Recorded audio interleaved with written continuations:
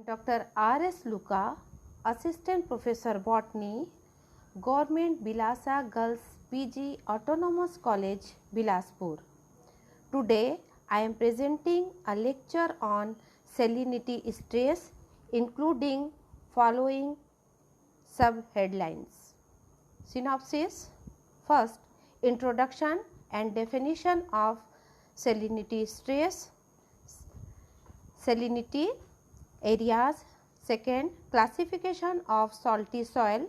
Third, halophytes. Fourth, salinity in arid region. Fifth, physiological effect of salinity and adaptational characters. Sixth, alkali tolerance in plant. Seventh, mechanism of salt tolerance, and conclusion. Salinity refers to the movement and concentration of soil in landscape. Both soil and natural water can become saline. Hence, salinity can be described as either soil salinity or water salinity. Salinity is a major abiotic stress limiting growth and productivity of plant in many areas of the world due to increasing use of poor quality of water for irrigation and soil salinization. Plant adaptations or tolerance to salinity stress involve complex physiological traits, metabolic pathway, and molecular or gene network. More than 20% of cultivated land is affected by salt stress, and the amount of increasing day by day. Plant on the basis of adaptive evolution can be classified into two major types. First, halophytes that can withstand salinity, and second, the glycophytes that cannot withstand salinity. Majority of major crop species belong to this second category. Salinity is one of the most brutal environmental stresses. Salinity stress involves changes in various physiological and metabolic processes depending on severity and duration of the stress, and ultimately inhibits crop production. Initial soil salinity is known to water absorption capacity of root system decreases, and water loss from leaves due to osmotic stress of high salt accumulation in soil and plant. Salinity stress causes various physiological changes such as interruption of membranes, nutrition imbalance, differences in antioxidant enzymes, and decrease photosynthetic activity and decrease in stomatal aperture. Salinity stress is also considered as a hyperionic stress. One of the root effect of salinity stress is one of the most effective of salinity stress is accumulation of sodium and chloride ions in tissue of plant exposed to soil with high sodium chloride concentration. Entry of both sodium and chloride into the cell causes severe ion imbalance and cause physiological disorders. अर्थात हम ये कह सकते हैं कि जो salt stress है इसमें कई प्रकार के लवणों में से किसी लवण की अधिकता वाली मृदा में उगने वाले पौधों में सॉल्ट स्ट्रेस पाया जाता है। इन लवणों की टॉक्सिसिटी से पौधों की वृद्धि और डेवलपमेंट सीमित हो सकती है। यही लवण मृदा से जल में पानी के प्रवाह को कम कर सकता है या रोक भी सकता है, जिसके फलस्वरूप पौधों में ड्रॉट स्ट्रेस पैदा हो सकता है। भारत में कुछ सूखा और अधिक सूखा वाले क्षेत्रों में फसल उत्पादन अम्लीयता या क्षारीयता के कारण सीमित होता है। बहुत से शुष्क क्षेत्रों की मृदा में काफ़ी अधिक लवण होते हैं। कुछ लवण घुलनशील होने के कारण पानी के प्रवाह में बह जाते हैं। यदि पर्याप्त प्रेसिपिटेशन हो तो सॉइल से लवणों को लीचिंग के द्वारा हटाया जा सकता है। हालांकि सीमित प्रेसिपिटेशन के कारण लवण सीमित गहराई तक ही जा पाते हैं और मृदा से वाष्पीकरण के कारण शीघ्र ही सतह पर वापस आ जाते हैं। इन परिस्थितियों में ससेप्टिबल प्लांट्स विशेषतः जर्मिनेशन और सीडलिंग स्टेज में लवणों से काफ़ी क्षतिग्रस्त हो जाते हैं। लवणी मिट्टी उस समूह का प्रतिनिधित्व करती है जिसमें घुलनशील लवणों जैसे एल्कलाई बेसेस के क्लोराइड्स और सल्फेट का प्रतिशत अधिक मात्रा में होता है। लवणी मिट्टी का पीएच हमेशा अधिक होता है।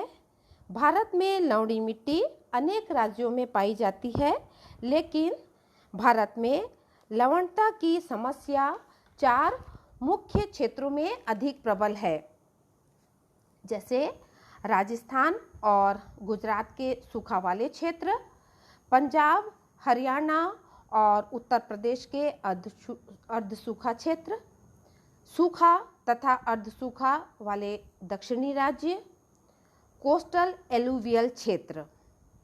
इन स्थानों पर पाए जाने वाली मिट्टी को अलग अलग नामों से पुकारा जाता है।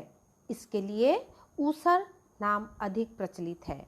यह शब्द संस्कृत भाषा के शब्द ऊस्ट्रा से उत्पन्न हुआ है, जिसका अभिप्राय स्टेराइल या अनुपजाऊ भूमि से होता है। अनेक क्षेत्रों में लवणी भूमि को रेह, टोनथर और शोरा भी कहा जाता है। एल्कलाई शब्द की उत्पत्ति अरबी भाषा के शब्द गेहुई से हुई, जिसका अर्थ ऐश लाइक है। इस शब्द का उपयोग कठोर भूमि के लिए किया जाता है। कम वर्षा वाले और एरिड या सेमी एरिड प्रदेशों में यदि जल निकास ठीक ना हो तो सॉल्युबल सॉल्ट भूमि की ऊपरी परतों में एकत्रित होने लगते हैं। नेक्स्ट है classification of salty soil.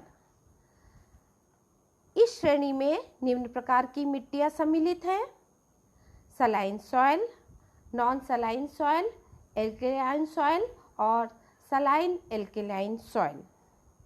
Saline soil इस प्रकार की मिट्टी में घुलनशील और विषैले घुलनशील पदार्थों की अत्यधिक सांद्रता होती है और इस मिट्टी की विद्युत चालकता भी बहुत अधिक होती है। इसकी विद्युत चालकता 4 मिली हॉस पर सेंटीमीटर से अधिक होती है और एक्सचेंजेबल सोडियम 15% से कम होता है और इस मिट्टी का पीएच मान 8.5 से कम होता है, जिसके कारण ये मिट्टी सफ़ेद रंग की पपड़ी के जैसे दिखाई देती है और सफ़ेद रंग की पपड़ी के कारण इसे हम वाइट एल्कलाई भी कहते हैं। नेक्स्ट है नॉन सलाइन सॉइल। इस प्रकार की मिट्टी में उदासीन लवणों की प्रचुर मात्रा नहीं पाई जाती है।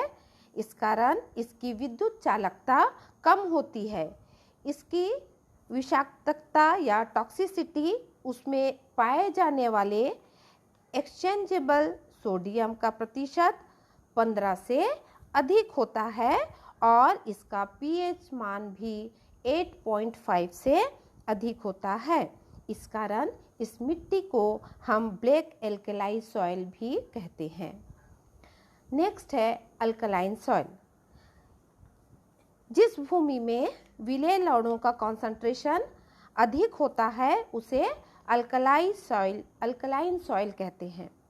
ऐसी भूमि में सोडियम और पोटेशियम के बाइकार्बोनेट हैं उनकी अधिकता होती है और अभिक्रिया जो है वो क्षारीय होती है। ये लवण कार्बनिक पदार्थों को विलय करके उनको भूमि से डिस्पर्स कर देते हैं, जिससे मिट्टी का रंग काला हो जाता है। नेक्स्ट है सलाइन अल्केलाई सॉइल। इसमें सलाइन और अल्केलाइन दोनों ही प्रकार के जो मिट्टी हैं वे आते हैं। दोनों मिट्टियाँ जो है वो इसमें शामिल होती हैं और इसमें घुलनशील लवणों की अधिकता या बहुत अधिक कॉन्सेंट्रेशन इसमें पाया जाता है। नेक्स्ट है halophytes and their distribution. Halophytes वे पौधे होते हैं जो अधिक लवण वाले पानी या मिट्टी में पाए जाते हैं। कुछ प्लांट जैसे sugar beet, almond, alpha alpha ये लवण वाले मिट्टी में उग सकते हैं। मॉसेस, फर्न ये अपने को लवणी प्रकृति वाले आवास में समायोजित कर लेते हैं। यद्यपि सैलिनिटी की टॉलरेंस एक जाति से दूसरे जाति में घटती बढ़ती रहती है। यही कारण है कि जो लवणी कछारों के निकट पाए जाने वाले पौधे निश्चित समूह में पाए जाते हैं। नेक्स्ट है salinity in arid region and sources of salinity. इसके 3 कॉजेज भी हैं सैलिनिटी के, जिसमें है रिट्रिएटिंग सीज, रेन और रॉक्स। और प्रोसेस ऑफ सैलिनिटी है वेदरिंग की इवोपरेशन से vertical and horizontal distribution of salinity और salinity of water and coastal region. सभी पहाड़ वेदरिंग की क्रिया के दौरान लवणों को त्यागने का काम करते हैं और अधिक वर्षा वाले क्षेत्रों में ये लवण पानी के द्वारा झरनों या जल स्रोतों में बहाकर लाए जाते हैं। लेकिन जहाँ पर वाष्पीकरण वर्षा से अधिक होता है वहाँ पर पानी कम मात्रा में अंदर जाता है। जब भूमि में वाष्पीकरण होता है उस स्थान में लवण अत्यधिक मात्रा में संचित होने लगते हैं। यहाँ पर पाए जाने वाले मुख्य आयन्स कैल्शियम, मैग्नीशियम, सोडियम और सल्फेट हैं। सैलिनिटी में वर्टिकल और हॉरिजॉन्टल डिस्ट्रीब्यूशन में पर्याप्त विविधता पाई जाती है। जैसे सूखे मौसम में लवण मिट्टी की सतह के ऊपर की ओर वाष्पीकृत होते हैं, जबकि बरसात के मौसम में ये अस्थायी रूप से भूमि के अंदर की ओर चले जाते हैं। फिर salinity of water and coastal reason. समुद्री पानी में 3.5% घुलनशील लवण पाए जाते हैं, जिसका रसाकर्षण दाब लगभग 24 वायुमंडलीय दाब के बराबर होता है। समुद्री पानी की सैलिनिटी स्थलीय पौधों के लिए बहुत हानिकारक होती है। भूमि पर पाए जाने वाले खारे पानी की झीलें, लवणी कछार एवं लवणी दलदल जो समुद्रों के तल के नीचे की ओर पाए जाते हैं, लवणी प्रकृति के ये प्राकृतिक उदाहरण हैं। अब हम देखेंगे physiological effect of salinity and adaptational characters, या लवणता का कार्यकी पर क्या प्रभाव पड़ता है। प्रकृति के आधार पर घुलनशील लवणों का प्रभाव वनस्पति पर भौतिक या ऑस्मोटिक एवं रासायनिक या स्पेसिफिक होता है। इसमें हम देखते हैं कि ये जो सैलिनिटी है वो degradation of the environment and wildlife habitats और loss of soil and water quality, ये भी इफ़ेक्ट हमको इसमें देखने के लिए मिलते हैं। इसके अलावा जो लवणी आवास में पाए जाने वाले पौधों के आधारभूत कुछ लक्षणों का वर्णन मैं यहाँ पर संक्षिप्त में करना चाहूँगी कि जो कोशिका रस का टर्गर प्रेशर और विलेयों की सांद्रता को बनाए रखने के लिए पानी की बहुत अधिक आवश्यकता होती है और जो अधिकांश ग्लाइकोफाइट्स हैं इनकी वृद्धि कम होने लगती है जब मिट्टी के विलयन का ऑस्मोटिक प्रेशर वायुमंडलीय दाब से अधिक हो जाता है। लवण सहिष्णु जो जातियां होती हैं वो 47 वायुमंडलीय दाब पर वृद्धि करने में असमर्थ हो जाती हैं। लवणता की इस सीमा पर केवल हैलोफाइट्स ही अपने आंतरिक ऑस्मोटिक प्रेशर को बढ़ा सकते हैं और इस प्रकार ये इस आवास में लगातार रह सकते हैं। कुछ उदाहरण मैं यहाँ पर बताना चाहूँगी, जैसे स्पार्टिना की स्पीशीज़ है या ग्लॉक्स मारिटीमा है। ये पौधे विशेष प्रकार के ग्रंथियों के द्वारा अतिरिक्त अम्ल का सिक्रीशन जो है वो करते हैं और reduction in the productive capacity of affected land और क्रॉप यील्ड। लवणीय क्षेत्रों में उत्पन्न होने वाली फसलों में काफ़ी अधिक रिड्यूस्ड रूट सिस्टम पाया जाता है। उसमें अवशोषण और ट्रांसपिरेशन काफ़ी कम होता है और ये कार्बोहाइड्रेट को भी संचित रखते हैं। लवण ग्लाइकोफाइट्स के द्वारा अवशोषण में व्यवधान उपस्थित करता है। हैलोफाइट्स ही पौधों का वह पारिस्थितिकी समूह है जो केवल आयंस की अधिक सांद्रता का अवशोषण ही नहीं करता, परंतु यह उन दशाओं में पानी भी प्राप्त करते रहता है। मिट्टी के घोल में घुलित लवण विशेष रूप से क्लोराइड अनेक पौधों में मांसलता या रसीलेपन को उत्पन्न करते हैं। इनको हम नॉन हैलोफाइट्स कहते हैं और इनमें ये रसीलेपन को भी कई बार या मांसलपन को भी उत्पन्न करने का काम करते हैं। लवण हैलोफाइट्स में भी मांसलता या रसीलेपन के अंश को नियंत्रित रखते हैं, जैसे कि जो लवण सहिष्णु जो एस्पेरेगस है, इन्हें जब लवण वाली मिट्टी में उगाया जाता है तो वो और भी अधिक मांसल हो जाता है। लवणीय दशाओं में सीड जर्मिनेशन बहुत अधिक रिड्यूस हो जाता है। जो सीडलिंग्स हैं उनका भी अस्तित्व लगभग असंभव होता है। कुछ हैलोफाइट्स में कार्य की अनुकूलन विकसित हो जाते हैं, जिस कारण पानी की न्यून मात्रा बीज के अंकुरन के लिए तथा इसके पश्चात सामान्य लवण रहित दशा में जीवित रहने के लिए अनुकूलित हो जाते हैं। विविपेरस प्लांट्स में पेड़ पर लगे हुए ही फल में बीज का अंकुरन प्रारंभ हो जाता है। फिर है यह एक ऐसा अनुकूलन है जिसमें लवण के द्वारा बीज के अंकुरन के लिए अवरोधात्मक प्रभाव को वहाँ पर रोक दिया जाता है।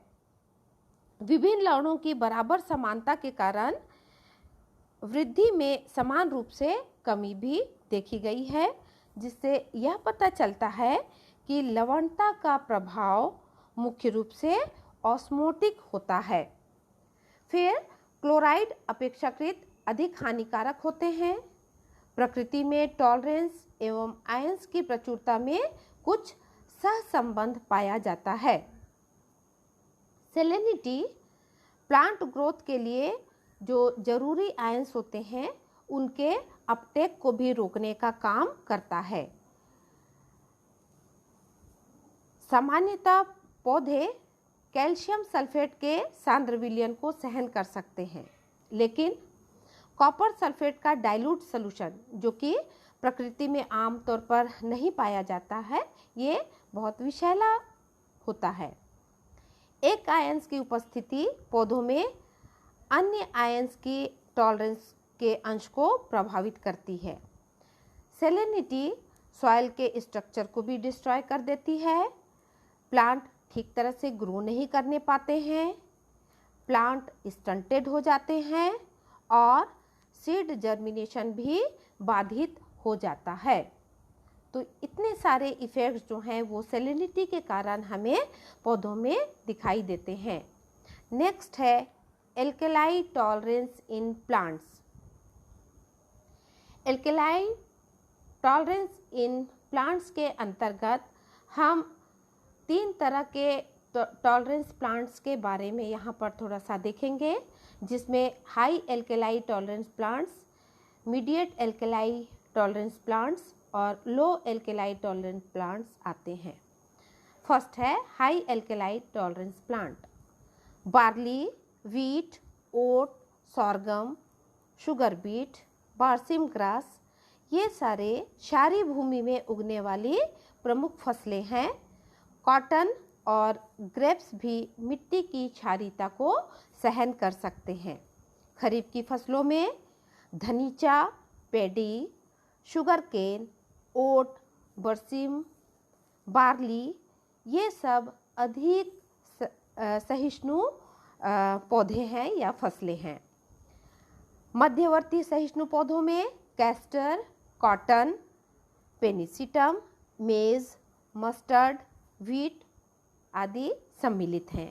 थर्ड है लो alkali tolerance plant.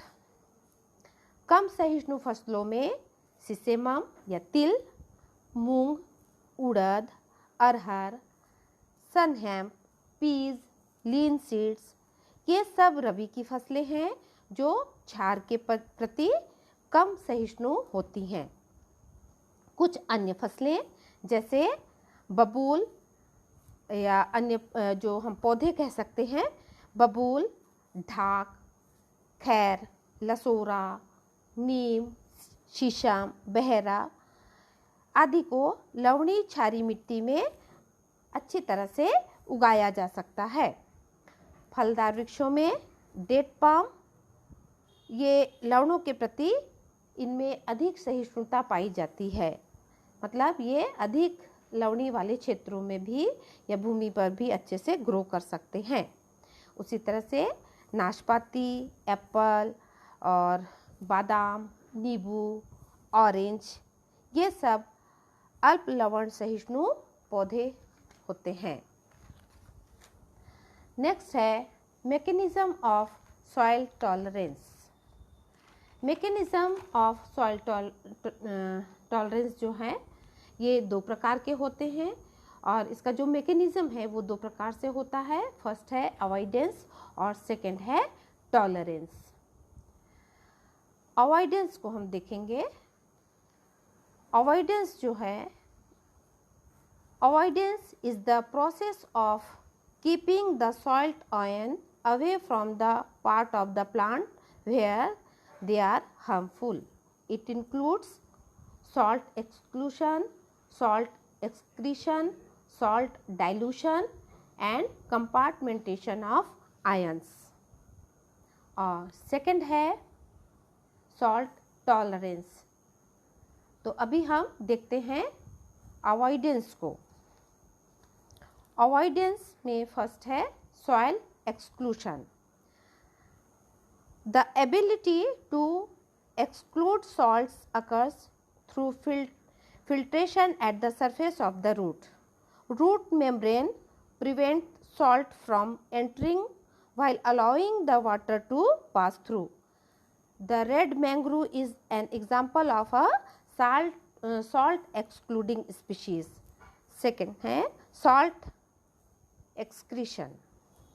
Salt excretor remove salt through glands or bladders or cuticle located on each leaves. For example, salt bladder found in Atriplex and Crystallinum. Salt gland जो है वो पाया जाता है ब्लैक एंड वाइट मैंग्रोव में। और third है जो क्यूटिकल के द्वारा सिक्रीशन करते हैं, जिसमें कि टेमेरिक्स जो है वो आते हैं और कुछ सॉल्ट ग्लैंड्स होते हैं जो कि ये dump sites for the excess salt absorbed in water from the soil help plant adapt to life in saline environment. And third है salt dilution, by dilution of iron in the tissue of the plant by maintaining succulence. Plant achieve by increasing their storage volume by developing thick, fleshy and succulent structure. And succulence is mainly a result of volume of mesophyll cells filling with water and increasing in size. Fourth है compartment of ions. Organ level high salt only in root compared to shoot, especially leaves. At cellular level, high salts in vacuoles than cytoplasm, thus protecting enzyme. Next है salt tolerance. Salt tolerance जो है इसमें जो है osmotic adjustment और hormone synthesis जो है वो आते हैं, जिसमें हार्मोन सिंथेसिस में ABA stress hormones, hardness, plant against excess salts. फिर सॉल्ट टॉलरेंस में हम देखेंगे कि salt tolerance in crop plants. जो क्रॉप प्लांट है उसमें टॉलरेंस जो है वो किस तरीके से होता है. Most of the major cereal crops exhibit high tolerance of soil salinity. In this group are sorghum, wheat, triticales, oat and barley. All cereals tend to follow the same sensitivity or tolerance pattern in relation to their stage of growth. Seedling or early vegetative stage appear to be the most sensitive. Salt stress can have a significant effect on the developmental processes. First phase. In the first phase, leaf and spikelet primordial are initiated, leaf growth occurs and tiller buds are produced at the axis of the leaves. High salinity at this time reduced the number of leaves per cubic, the number of spikelets per spike and number of tiller per plant. Second, in the second phase, tiller grow main stem and tiller culm elongated and the final number of floret is set. Salinity stress during this phase affects tiller survival and reduces the number of spikelets. This phase ends with anther. During the final phase, carpet fertilization and grain filling occurs during the final phase. At this time, salinity affects seed number and seed size. The effect of salinity on spikelet, the tiller number established during phase 1 has a greater influence on final seed yield than the effects exerted on yield components in the later two phase. Second, salt tolerance of vegetable crop. Vegetable crops tend to fall into more sensitive salt tolerant categories. The growth of many vegetables is stunted without showing visible injury symptom. At high salinity level, some vegetables exhibit pronounced injury symptom in the later stage of growth. Bean leaves develop a marginal chlorosis, necrosis with an upward cupping of the leaves. Onion leaves also been shown to develop a leaf necrosis. Vegetable crops produced on saline soil are not of prime market quality. For example, smaller fruit size of tomato and pepper send reduced petiole length. Third है salt tolerance of fruit trees. Most fruit trees are relatively sensitive to salinity. Stone fruits, citrus and avocado have all shown specific sensitivity to foliar accumulation of chloride and sodium. The accumulation of these ions to harmful level contribute to the reduction in tree growth and fruit yield. Chloride toxicity in woody plant is more severe. The initial symptom of excess chloride accumulation are leaf tip necrosis develop into marginal necrosis. Fourth, salt tolerance of ornamental trees and flowers. The woody ornamental plants and trees, the type of injury is similar to damage recorded for fruit plants. Next है conclusion. हमने salinity stress में देखा कि salinity या लवणता का पौधों के ऊपर बहुत हानिकारक प्रभाव जो है वो पड़ते हैं और इस सेलिनिटी के कारण सॉइल का जो स्ट्रक्चर है वो डिस्ट्रॉय हो जाता है, प्लांट ग्रो नहीं कर पाते हैं, प्लांट ग्रोथ स्टंटेड हो जाते हैं, सीड जर्मिनेशन जो है वो रुक जाता है और जो loss of soil and water qualities भी जो है वो हो जाता है, production losses causing economic hardship और जो पौधों में आयन का अपटेक होता है वो भी सेलिनिटी के द्वारा प्रभावित जो है वो हो जाते हैं।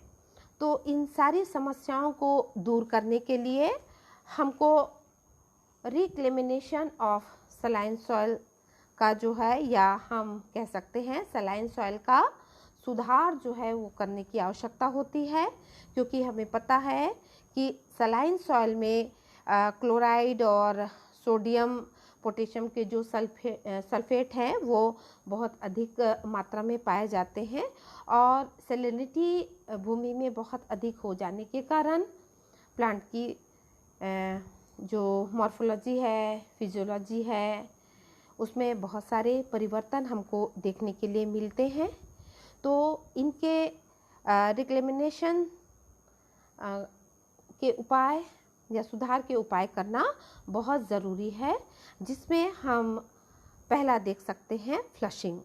फ्लशिंग जो है ये एक ड्रेनेज सिस्टम है ये, और इसमें जो बहुत अधिक सलाइन सॉइल होता है उन स्थानों पर एक जगह से हम पानी को छोड़ते हैं और दूसरी तरफ से इस पानी को हम ड्रेन करते हैं।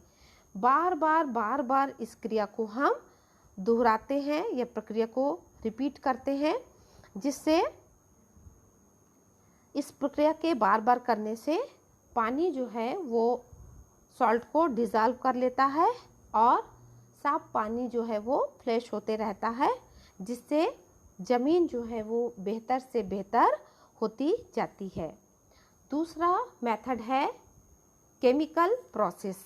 केमिकल प्रोसेस के लिए ये कमर्शियली तौर पर इस विधि को हम अपना सकते हैं सल्फ्यूरिक एसिड का उपयोग करके, और इसमें सल्फ़र और आयरन सल्फेट्स वगैरह भी जो है वो सम्मिलित होते हैं। कॉपर सल्फेट जो है वो सोडियम के साथ में क्रिया करके सोडियम सल्फेट बनाता है और कैल्शियम के आयंस को रिलीज़ करता है।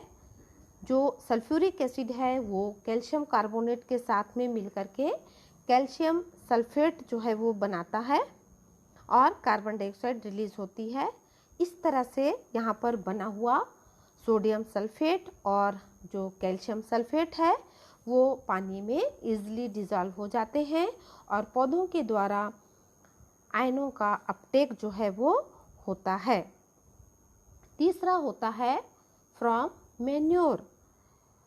यहाँ पर वैज्ञानिकों ने इस एक्सपेरिमेंट को बहुत किया और हम गांव में भी हम देखते हैं जिनके पास कृषि है, खेत है, वो गोबर खाद का उपयोग जो है वो करते हैं। ये गोबर खाद का उपयोग करने से जो सॉइल की सेलिनिटी है उस पर सेलिनिटी का प्रभाव जो है वो कम हो जाता है और सॉइल की क्वालिटी में सुधार भी जो है वो देखा गया है। ये देखा गया है कि 1 एकड़ खेती में 10 से 20 टन गोबर खाद का उपयोग किया जाए तो उससे सॉइल के स्ट्रक्चर में काफ़ी सुधार होता है और सॉइल की पोरोसिटी भी जो है वो बढ़ जाती है। फिर है कुछ बायोटिक ट्रीटमेंट करके भी हम सेलिनिटी का उपचार जो है वो कर सकते हैं। इसमें सिसुडोमोनाइका का ये एक पौधा है। This plant accumulate salt in crystalline and solution from in cell of fleshy leaves.